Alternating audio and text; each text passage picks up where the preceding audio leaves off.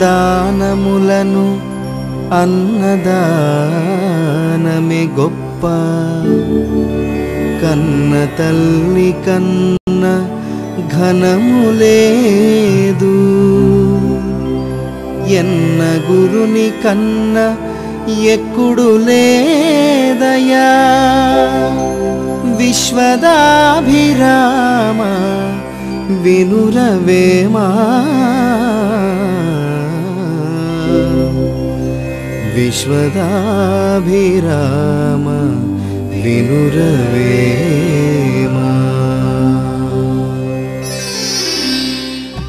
లేని వారికి ఉన్నవారిచ్చేదాన్ని దానం అంటారు.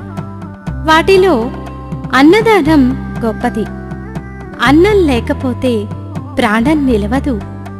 మానవుడితో పాటు ఏ జీవికైనా అన్నమే ఆధారం. పోషక విలువలు కలిగిన ఏ పదార్థాన్నైనా అన్నం అనవచ్చు.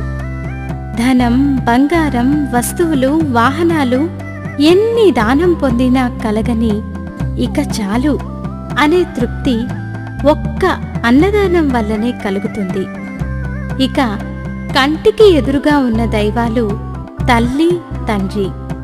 ఇంటికి అవసరమైనవన్నీ నాన్న తెస్తే ఏ సమయానికి పిల్లలకు ఏది అవసరమో అవన్నీ తల్లి చూసుకుంటుంది.